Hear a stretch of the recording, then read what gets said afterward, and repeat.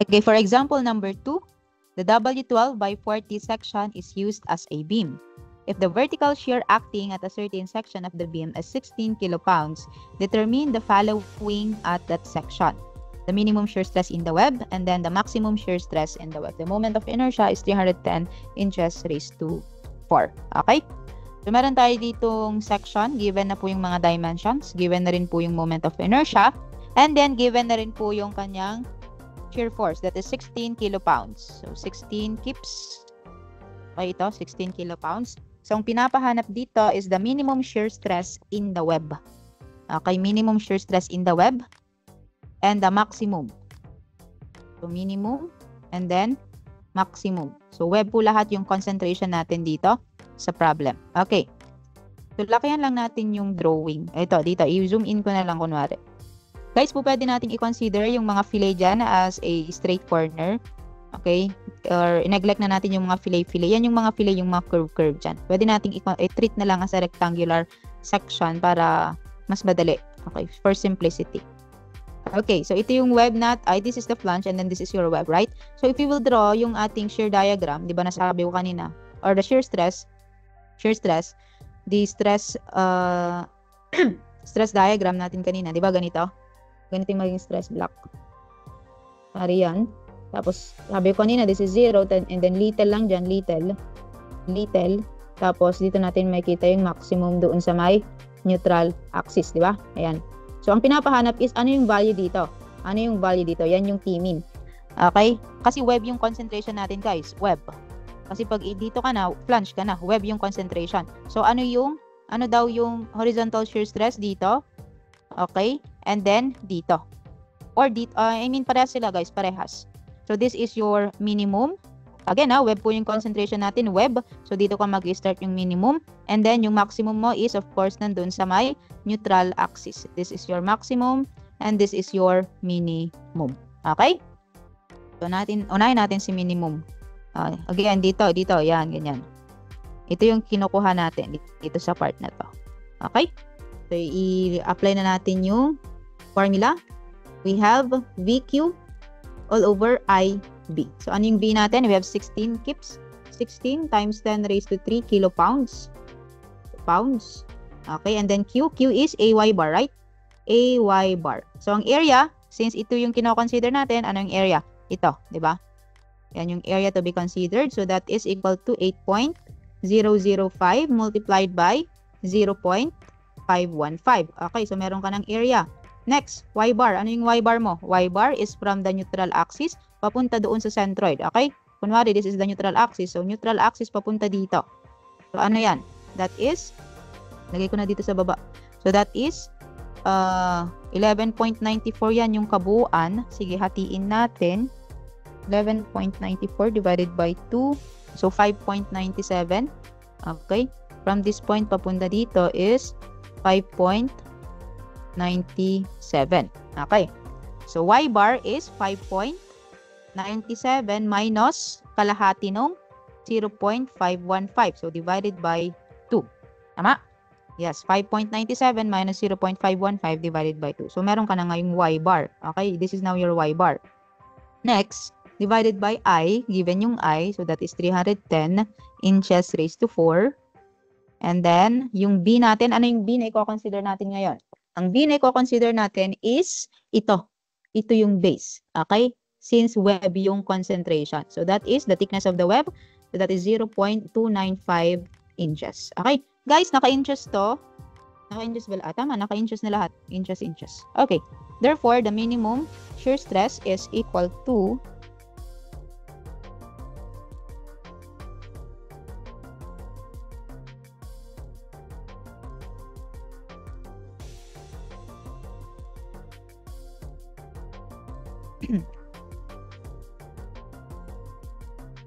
so this is equal to 4,120.321 pound per square inches. Okay?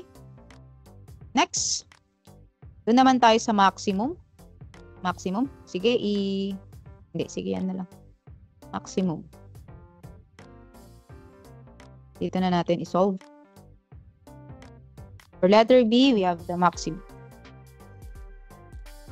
So same formula, we have VQ all over IB. So what is our V? 16 times 10 raised to 3 pounds. Okay, and then Q. Ano na yung area na kino-consider natin? Maximum na po, maximum shear stress. Therefore, web. Sabi natin, the maximum shear stress will happen at the neutral axis. So ano yung area na i-consider? Since ito yung point for the horizontal shear stress, we will consider itong area na to. This one, this area. Okay? It's either taas or baba yung i-consider mo, parehas pa rin. Okay, parehas. So, ano yung area na yan? That is equal to 8.005 multiplied by 0.515. So, meron na tayo for the plunge. And then, yung web natin, we have, ilan ba to? 5.97 minus, this is 5.97 minus 0.515 multiplied by, ano yung thickness? 0.295. Okay? So, meron ka na po ngayong area. Wait lang. Wait lang, guys. Meron kang area. Sige, Q is equal to Y bar. Meron kang area. Ang problem kasi natin dito is if ginamit natin to ng diretso, hahanapin ngayon natin yung centroid ng shape na to. Diba? Para sa Y bar. Ano yung Y bar? From the neutral axis papunta sa centroid. Okay, so ayoko nang mag-solve ng centroid. Therefore, po pwede natin gamitin yung, okay lang naman yan guys. Okay yon, yung sinasabi ko na hanapin mo yung centroid. Yun nga lang, may mas madali pang way dyan kung paano i-compute. Okay? So, ang gagawin natin dito is i-consider mo ngayon yung Q ng part na to plus yung Q dito sa part na to. Di ba nakuha na natin yung Q kanina dito? Nakuha na natin ito yun, no? Okay? Meron ka ng Q sa taas. Ang problema mo na lang is Q sa baba. Madaling kunin yung Q sa baba. Bakit? Ito yung area niya. Ano yung Y bar mo? Di yung kalahati lang ng rectangle, di ba? Hindi ka na problema ngayon kung saan mo kunin yung centroid. Okay? So, there are two ways on how to solve the Q of this shape. Pero again, yun nga, for simplicity or for easier way, pwede natin gamitin yung Q1 plus Q2. Okay? Ano yung Q1 natin? Yung Q dito sa flange, which is ito yon. So, that is area 8.005 multiplied by 0.515. Ano yung Y bar niya kanina? 5.97 minus 0.515 divided by 2. Okay, meron ka na dito sa taas. Next, dito ka naman ngayon sa baba. So, we have, okay, i-enclose na natin yan, plus, ano yung area dito sa baba? 0.295 multiplied by, ano yung height? Height is 5.97 minus 0.515. O, meron ka ng area. Ano yung Y bar mo? Di yung kalahati nito. Hindi, sige, i-compute na nga natin yan. 5.97 minus 0.515. That is 5.455. Okay, guys, from this point dito, papunta sa neutral axis, that is 5.455. 455. Okay? So, kalahati niyan. We have 5.455 divided by 2. Di meron ka na ngayong Q of the whole section na kino-consider. And then, divided by I, ano yung I mo? Given, 310. And then, B natin, okay, ang B natin is ito pa rin. Since dito yung hinahanap natin, we have 0.295. Okay? So, this is now equal to 4888.244 pound per square inches. Okay? So, yan na yung maximum shear stress natin. Okay?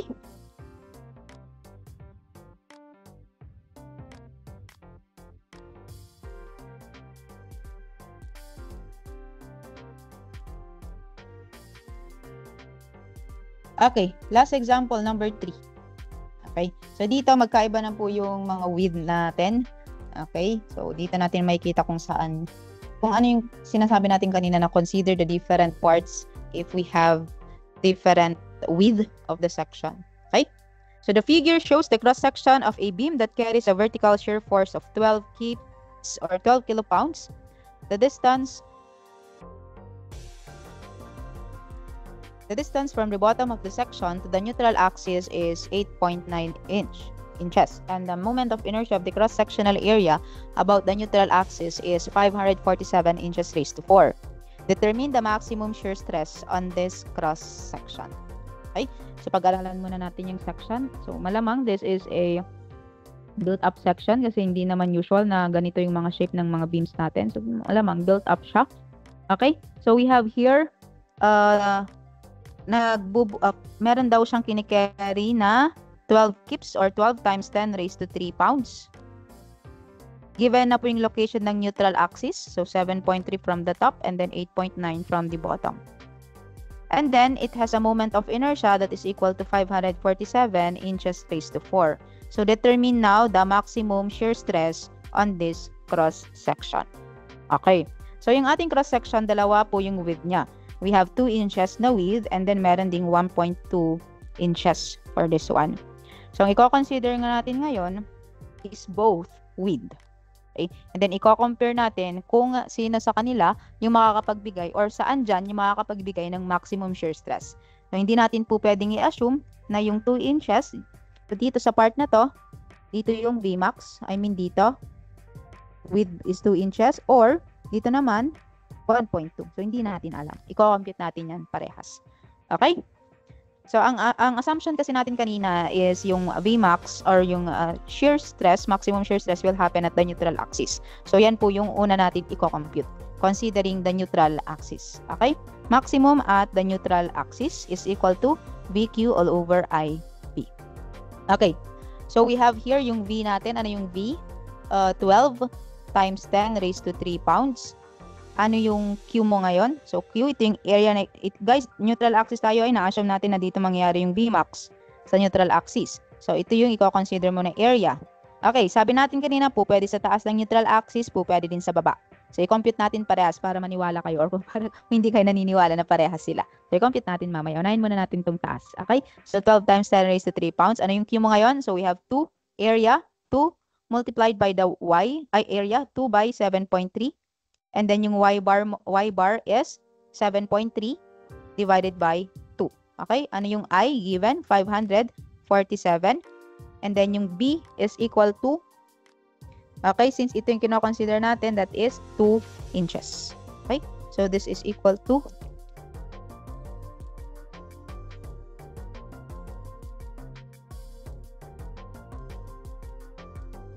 this is equal to 584.533. 584.533 pound per inches squared. Okay? So, that is the shear stress at the neutral axis. Okay? So, try naman natin sa baba. Okay? Try naman natin sa baba. Ito yung area na i-consider natin. Parehas lang yan, makakunin tayo ng 584. Okay? So, from this point, ito naman yung area natin ngayon. Okay. So, we have here our V. So, same pa rin. 12 times 10 raised to 3. Okay. Ano yung Q natin? Area multiplied by Y bar. Kaso nga lang, medyo mahihirapan tayong hanapin yung Y bar nito, di ba? Kasi this is irregular shape. Okay. Medyo mahihirapan tayo. Pero, kaya yan kasi made up of rectangle naman. Sige. Kunin natin yung Y bar. Di ba ang rule natin sa Y bar is from the neutral axis papunta sa centroid nung shape na yan.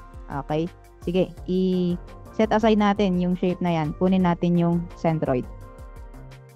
Okay. Yan. Ano yung mga dimensions? So, we have here 3. 3. Ano to? 1.2. Height. From this point papunta dito, the height is 7.5. 7.5. Tapos dito, 1.2. Okay, ano ito? Ano yung natitira dyan? We have 8.9 minus 8.9 minus 1.2 minus 7.5.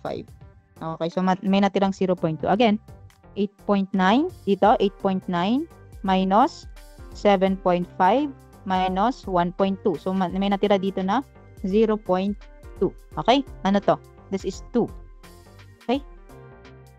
Guys, ito yung 0.2 ha. Ito. This is the 3. Okay? So, let's have now the location of that Y bar or yung location ng centroid na to. Okay? Ano to? Yung 7 point. Sige, ayusin natin. Wait lang guys. Ayusin natin yung mga dimension. Baka malito tayo mamaya. So this is 7.5, right? This is 7.5. This is 1.2. Okay.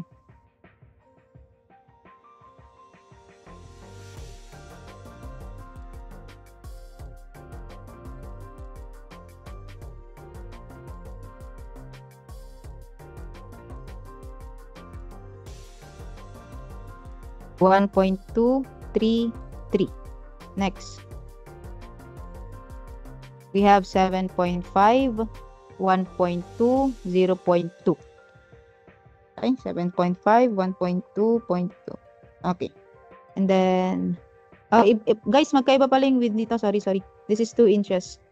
Magkaiba. Sige. Baka malito tayo. Ibayin natin yung drawing.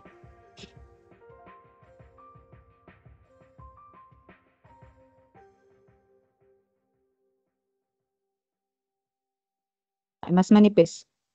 Yan. So, this is your 3, tapos 1.2 yan, tapos 3. Okay? So, hanapin natin yung centroid. So, maglalagay tayo ng reference. So, pwedeng reference natin dito sa baba, no? Yan. This is the reference line sa baba. Okay. Divide natin into 3 section. 1, 2, and then 3. Or 3 shapes. So, unahin natin yung sa taas. Guys, yung formula natin, AY bar is equal to the summation of the individual area and then their Y bar. Okay. Area muna tayo. So, we have 2 by 0.2. Next, the next shape, we have 1 plus 1.2 multiplied by, 3 plus 3 plus 1.2, so that is 7.2, plus the shape, we have 7.5 multiplied by 1.2, okay? And then, yung kanyang Y bar is equal to, summation of the individual area, dito na po tayo. So, we have 2 multiplied by 0.2, ano yung Y bar niya? So, doon sa centroid niya, papunta doon sa reference point natin. So, that is, ilan ba to? 8.9 to eh. So, 8.9. So, that is 8.9. 8.9 minus kalahati, 0.1. Okay? Plus, next, shape number 2. We have 7.2. Okay, 7.2 multiplied by 1.2. Ano yung centroid niya? Centroid is from this point, papunta dun sa reference line. So, ilan ba yan? 7.5 plus kalahati ng 1.2, 0.6. Okay? And then the last shape, we have 1.2 multiplied by 7.5. 7.5, ano yung kalahati niyan? Papunta sa reference point, 7.5 divided by 2. Okay? So, ano yung Y bar ngayon natin? Y bar is equal to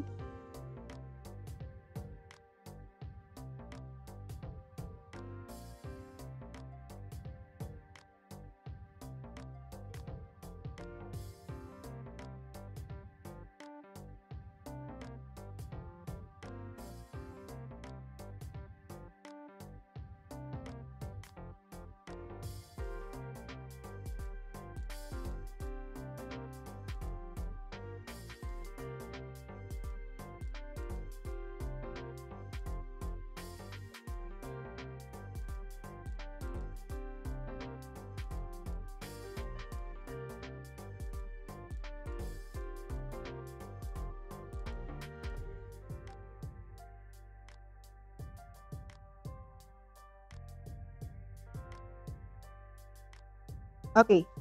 Y bar is equal to 5.37. Okay? Y bar is equal to 5.37. Double check natin guys, baka magkalituhan. 1.2, 7.2 to 7.5, 1.2 Y bar. Then 2, 0.2, 1.2, 7.2.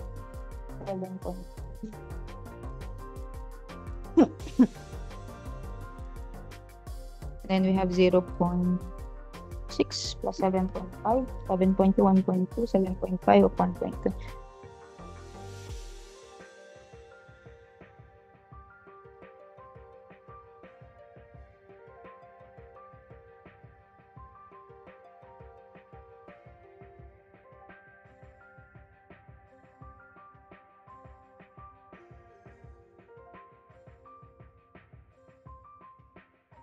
Wait lang, mali. Plus.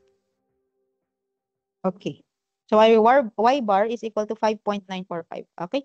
So, 5.945 millimeter. So, saan yan? From this point, kasi ito yung reference natin, papunta around here siguro. Ayan, around dito sa part. Yan yung neutral axis niya. Okay? So, this is now your 5.945. Okay, so ano ba yung kinukuha natin kanina? Yung area nito multiplied by its y bar. So, ang maging y bar natin mamaya, from this point, neutral axis, papunta doon dito.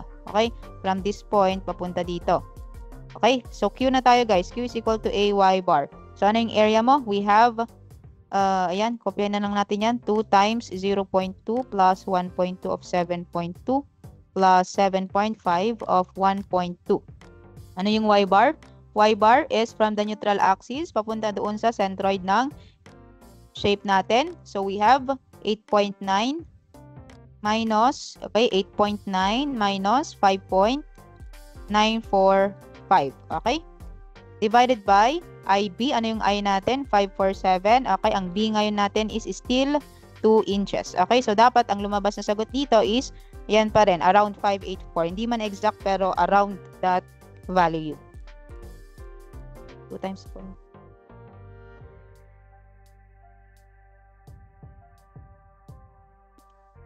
Times 2. Okay, so our answer is 584. We have, okay, ilagay ko na lang dito. So the answer is 584.733 pound per square inches. Okay, sabi sa inyo parehas lang kung yung taas or baba yung i-consider ninyo. Okay, parehas lang po. Pero yun nga, hanapin nyo na lang yung section kung saan kayo mas dadalian. Of course, dun sa taas, di ba? Pero pinakita ko lang sa inyo na parehas kasi. Okay, same. Okay, neutral axis pa lang yung kino-consider natin. Kasi dalawa kasi yung available na width, meron tayo sa 2 inches and then meron din po tayo sa 1.2 inches. So, i-consider naman natin ngayon yung 1.2. Okay, so ito yung sinasabi kanina dito sa part na to, dito. Yung consider, saan na yun? Ayan o. If B is not constant, it is necessary to compute the shear stress at more than 1 point in order to determine its maximum value. Okay? So, since hindi constant yung width ng ating section, kailangan din natin i-consider yung part ng 1.2. Okay? So, nagbigay na siya dito ng reference line. Saan ba yung 1.2? Ayan, 1.2 and it runs from this point papunta dito. Okay, ngayon, bakit ito yung kinonsider niyang AA? Bakit ito yung pinapa-consider niya na part na axis? Bakit hindi dito yung 1.2? Bakit hindi dyan? Bakit hindi dito? Pare-parehas naman sila ng 1.2. Okay. Kasi, di ba, yung ating shear diagram kanina, I mean yung stress diagram natin for shear, it is maximum at what point? Doon sa malapit sa kung hindi sa neutral axis, malapit sa neutral axis, di ba? So, dito lang na part. So, ang i-consider mo na is yung malapit sa neutral axis. So, itong 1.2 na to, yung i-consider mo. Dito, still 1.2 pa rin naman, kaso nga lang, lumalayo ka na sa neutral axis, edi lumiliit na rin yung stress mo ngayon. Okay? So, dito tayo. Okay, yan yung i-consider natin na horizontal shear stress. So, lagyan natin ng AA. Same pa rin, V equal over IB. Ano yung V natin? We have 12 times 10 raised to 3 pounds. Ano yung Q mo ngayon? Q is the area considered. So, since nandito tayo, ito yung i-consider po natin, no? Kasi 1.2. Okay, 1.2. Bakit hindi doon? Bakit hindi dito sa taas na to? Because we are considering the 1.2 na width. Okay? So, we have 1.2 multiplied by 7.5. Okay, so meron ka ng area. Ano yung y bar mo ngayon? Y bar is from the neutral axis papunta sa centroid. Okay, hindi lang basta kalahati ng 7.5. From the neutral axis papunta doon sa centroid nung kino-consider nating area. So, that is 8.9 minus 7.5 divided by 2, di ba? 8.9 minus 7.5 divided by 2. 7.5 divided by 2. Okay, so meron ka ng y bar. Ano yung B mo? I mo? So, 547 and then yung B is 1.2. So, this is equal to... Okay, so this is equal to 847.349 pound per square inches. Okay? So, kung i-compare natin itong dalawa, 584, ito, na nangyari sa neutral axis versus yung nangyari sa AA bar, okay, larger po yung dito sa may AA bar. Therefore, it is safe to assume or to conclude that the maximum shear stress is happening at that axis and it is equal to 847.349 pound per square inches. Okay? So, yan. That's it for our example for shear stress. Okay? So, ito lang naman yung formula na kailangan natin later on. VQ all over IB. You just need to identify kung nasaan yung area na i-consider. And then, of course, yung Y bar. Take note, guys, ha. Pag neutral axis po yung ating reference, parehas po yung magiging shear pag ito yung consider versus yung nasa baba niya. Okay? That is applicable for any section. Basta neutral axis yung reference mo. Okay? And then, a few reminders, guys. Doon sa number 1 natin kanina, hindi ko pala na example. Diba rectangular section yon? Yung glue, sabi kanina, yung number 1. So, po pwede nyo gamitin yung 3 halves BA doon, guys. I-apply nyo na lang. Parehas din yung magiging sagot. Okay, 3 halves BA. Yan.